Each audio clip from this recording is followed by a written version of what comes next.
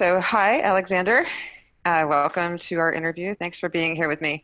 I wanted to start out by talking about the conversation that you and I had a few days ago when kind of things started heating up for the medics on the ground that kind of started all of this off. Let's talk about that, the Iron Oak situation on the ground, dealing with SPD during the protest before we got to the point that we are now with things settling into an occupied zone.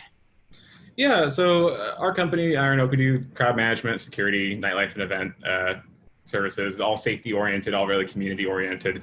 And our office had been in Richmark, which was also Richmark was a strange place to be because one of my doors, I had the entire SPD staging area with all their command vehicles and armor and guys in full body armor just having a smoke, chatting. And then I could walk out my back door and my staircase descended into the protest. So then I'm surrounded by thousands of angry people separated by a riot line.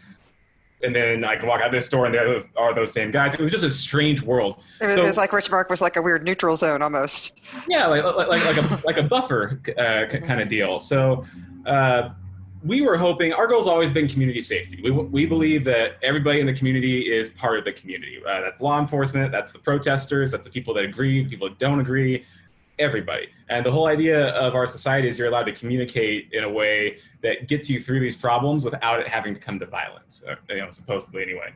So we were hoping to use what we felt was an advantage to try and slow things down a little bit. And this isn't a 100% altruistic goal. I had lots of staff working in the area on normal contracts. So obviously my first concern as their shift commander and that's the owner of the company is to make sure they get home safe to their families every night. Well, that goal is not facilitated by the protesters and SPD having a battle in the streets. That's actually the worst way to ensure my staff's safety. So we really just were like, okay, we have a unique position. We're not police. None of my staff have been police, but we've worked with law enforcement before. We understand how to talk to them. We understand what stresses them out and what they don't mind. We do have some contacts in the community where we can, if there's a negotiation that needs to happen or a conversation, we can facilitate it. And let me interrupt just a second to frame that for people watching from home. When you say your people have those kind of connections, a lot of your team are actually security in nightlife and venue industry in Seattle already. Correct. So those connections exist because, we'd have an issue at the venue and of course you'd call 911, the police would show up. Well, most of the time the people that were showing up were East Precinct, Capitol Hills, where most of our business is. So, for the first couple days, we can come back to later, they got swapped out at some point. First couple days, I actually recognized all the faces in the police line. I actually got tagged on Twitter as a law enforcement officer because I could freely navigate the barricades. They just knew me and there was some level of respect. So they said, yeah, sure, we know you're working. We know where you work. We know your office is here. Just here, open that gate. Please close it when you're done. And that disappeared at some point when things really started turning. So we were hoping to make that available to the community on both sides because violence was not the goal. We wanted to stop that. So your goal as Iron Oak Security when you guys were brought in, and I was on the ground working at Vermilion at the early stages of that aid station there when your team got brought in, was in large part to help de-escalate conflict from escalating to the point that violent, right? You guys were there on the street. I saw a lot of your team on the street moving around the crowd, de-escalating conflicts when people would get heated, just trying to keep things chill, just basically like they would in a nightclub situation or a festival. 100%. So we actually had a rule, and this rule existed for the entire time, still does. It was given to SPD on a sheet that we printed out beforehand that we were not going to participate in the protest for or against. We were not going to aid law enforcement. We were not going to aid the protesters in any kind of fashion. We were just there in case someone got hurt. We wanted to make sure they got medical care. So whatever their position was, they could continue to express that position in the future because ultimately you can't recover from death. That's the end.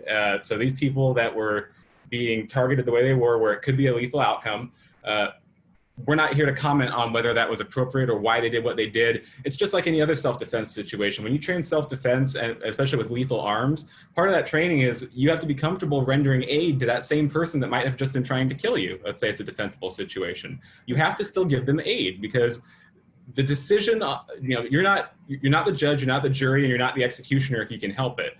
So your job is to end the dangerous situation, and return it to a level of safety where society can then decide on whether the actions that were taken were justified. That's really what we were trying to do, because we could tell something was, and I still don't know quite why this was, but something wasn't going right in that social contract, right? The escalations were coming from both directions. That doesn't mean anybody should have gotten hurt over it. I think angry words are allowed to be angry words, and the anger is a normal part of grieving, right? But it just felt different. It felt violent for some reason this time. And when we had our hands on the people being harmed by that violence, right? And I can tell you, not a single one of them had an SPD uniform on. I saw lots of reports that their people went to the hospital, and I can't say that's false, but we never saw it, and we were right in the thick of it all the time.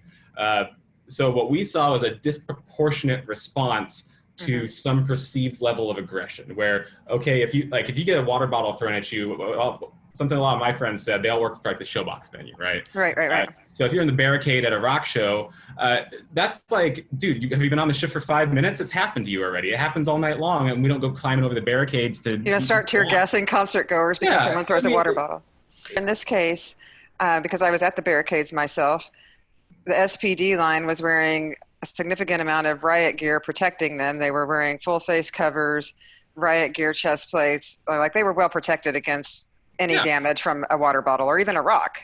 So when you run into a forced encounter, another thing that's looked at a lot of times, and I'm by no means an attorney, but obviously we still try to stay safe. The cat's going to join us here. I thought that's all right. She won't mind. You have to look at how reasonable your response was in the situation. And it's actually, I think it's silly to call it, but it's a reasonableness standard in Washington law. If somebody off the street looks at what you're doing, would they go, oh man, that guy almost killed that other dude, I understand why he responded that way?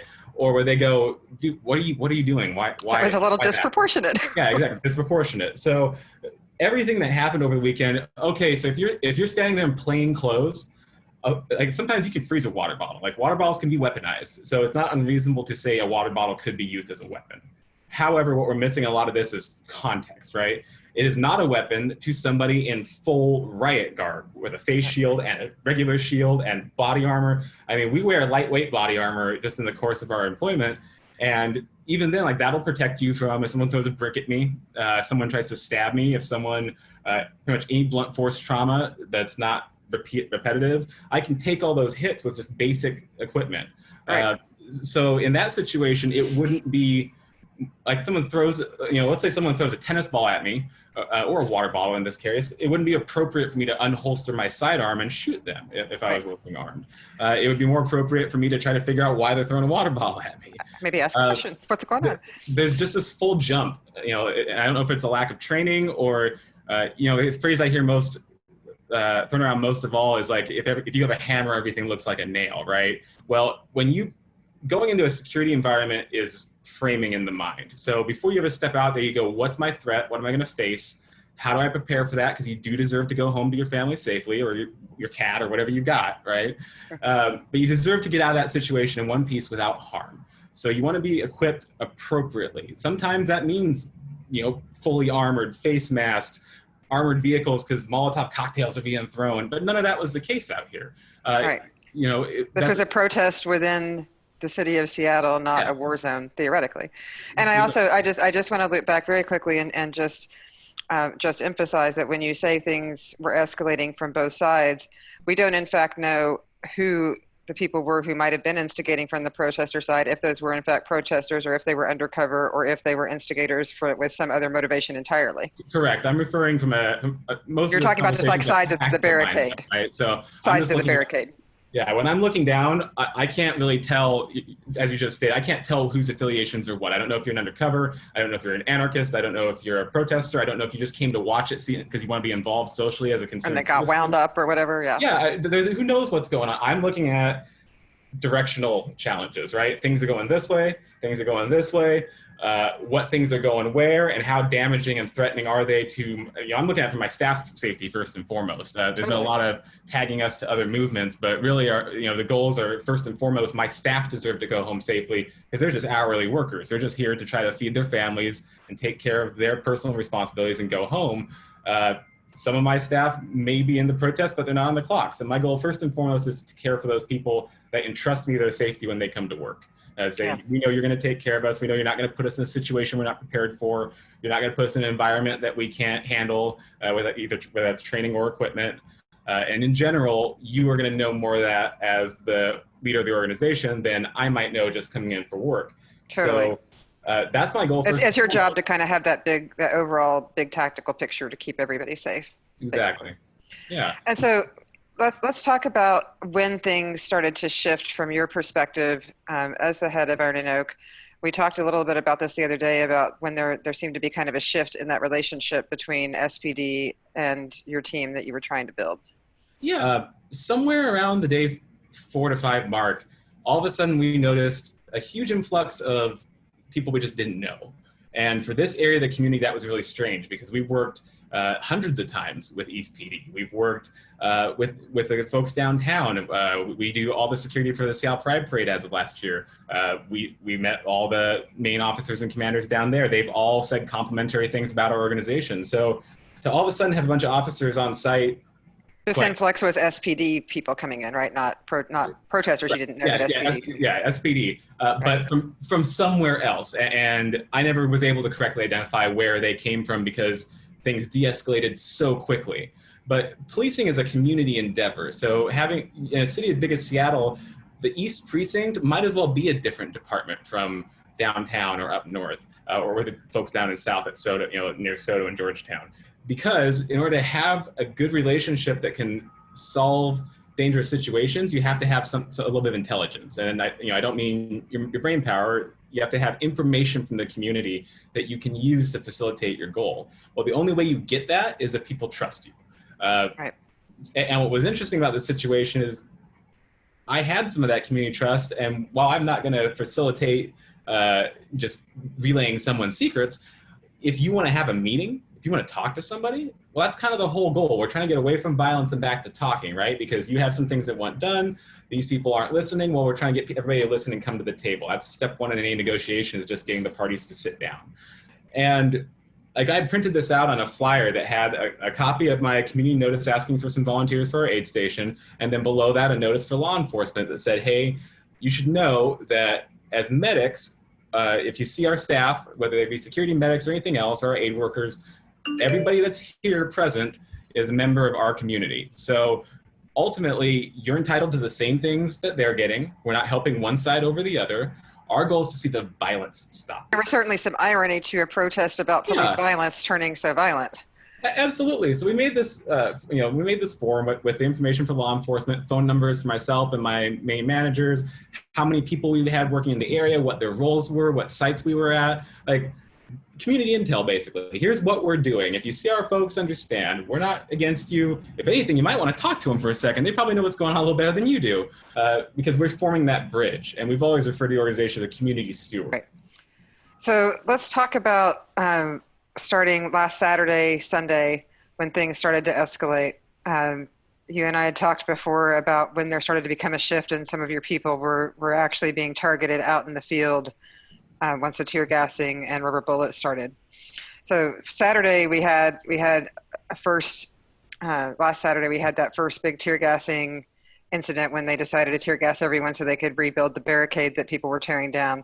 That came less than 48 hours after the supposed moratorium on tear gassing for 30 days. Caught a lot of people really, off guard. That was a little bit of a breach of trust, maybe. And boy, that was a shame. That's not to mitigate the violence of that action, but just the level of trust that destroyed. Like you couldn't flip a light switch faster. Right. And getting it. Sorry, I'm still actually recovering from all that tear gas a little bit. So Saturday night, after they rebuilt the barricade, Saturday night, things kind of continued to escalate a little bit and a little bit and a little bit. They kept moving the barricade. The protester side was moving the barricade up, got it all the way up to the cop bike line, had a dialogue actually Saturday night after the first tear gassing that happened. There was a dialogue Saturday night between the cops on the bike line and the protesters after they moved the barricade up. It didn't end in more tear gassing that night. Exactly. Sunday, I came back down.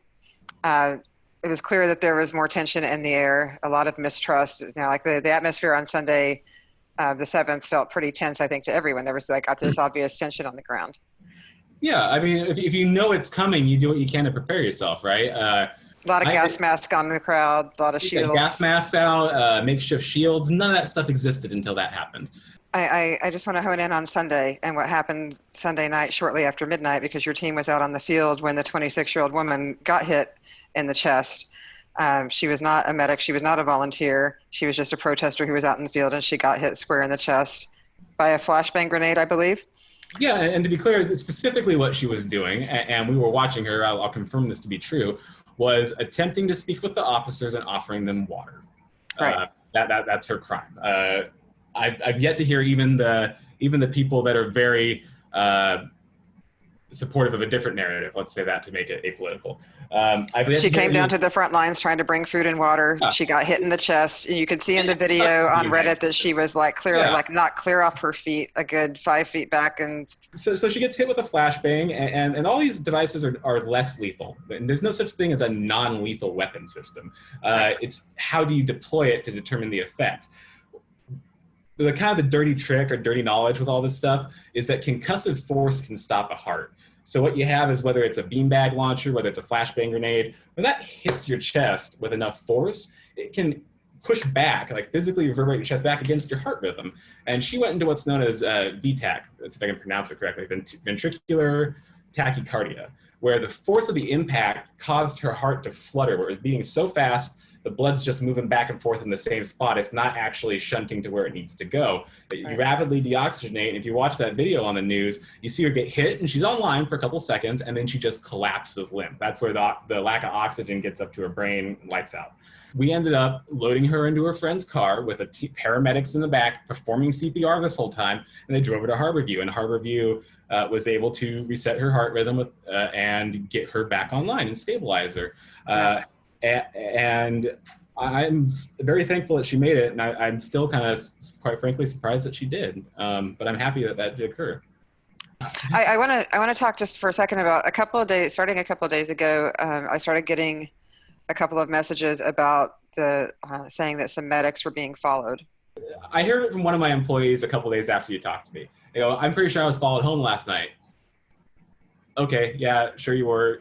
Probably just being a little paranoid. You know, it's tell me what happened. I'll take the report so we log it. But professional, you know, they always ask me for my opinion, right? My professional opinion is nobody would do that. Like, no way.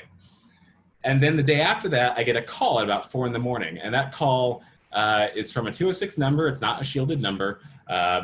Who calls me at 4 a.m? Right. I answer it, and the person identifies themselves as a medical professional who wants to donate supplies. At 4 a.m. You know what? The calls were coming in at all hours. So that actually wasn't the weird part. I'm tired. I'm stressed out. I'm navigating this call. And what's strange about the call is that I had spoken to hundreds of people before this who all understood who we were, what we were doing, what kind of care we were giving, what equipment we were using to do it, that we were not paid to do so. We were volunteers, that we were working unarmed, all these things about the story we've talked about, right?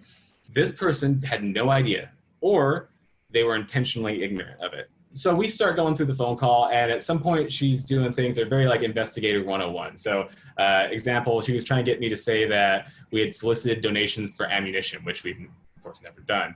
And after this went on for some time, she finally got frustrated and identified herself as law enforcement. And without you asking, she just identified herself as law enforcement? Yeah, we were getting into an argument about whether or not flashbangs were lethal or not. And I was explaining to her exactly the method through which they were lethal, like we covered earlier. I finally said, you know, ma'am, I respect your opinion. Do you have anything else for me? And she says, no, I don't. Great, have a good night. You know, I was very polite with her and hung up the phone call. What do you hope the next couple of weeks hold? As we have until the 26th with this tear gas moratorium, supposedly. We have 4th of July coming up. Probably you are also getting a lot of messages in your inbox, as I am, about this supposed threats coming around July 4th and stuff. Is your team preparing to be able to deploy and engage if you need to quickly? What do you kind of hope the next couple of weeks hold here? So I'll be honest with you, we're not. We're not properly equipped to fight the battle we think is coming. It is not survivable for any member of my team or our families. That's pretty disappointing to say. When you say the battle you think is coming, can you elaborate just a little on I know I'm asking you to speculate, Sure. but like, what's the chatter in your team? What do you think is coming? Regardless of who perpetrates it, we just see violence. I don't want to speculate too much because I don't want to raise an alarm. Of course. I think the community bridge, and I've offered one in this interview. Here's something happening right this moment, and if it's done by the time you watch this video, there's another one. I promise. We'll show you where it is. SFD, the fire department, can walk around the autonomous zone with no issues whatsoever. We see them do it. It's on all the news. Well, why? One of my Facebook friends put a really great quote up that said, nobody ever wrote a song called Fuck the Fire Department. Because they're not out there perpetrating violence against citizens. There's some community trust still there. Right. If they really want to, they could come in with a firefighter next to them. They could ask a respected community member, all of whom are willing to talk to them, how to get back into their station. I bet they could come back pretty easily if they were willing to step out in a manner that said, you know what? Let's just fix this. And I think they can work their way back in. I'm almost certain of it. And if they want to chat with me, I'll show them where to start. All right. Aleksandr, thank you so much for your time today and sharing your perspective from being on the ground in the middle of all this. I know your team and you have been in harm's way so much in the last week. So thank you for your service, and we'll hope that whatever is to come in the next couple of weeks, that it stays nonviolent. We have those same hopes and we share those same wishes. I hope everybody out there stays safe, and we'll be there to support you if we can. All right. Thank you so much.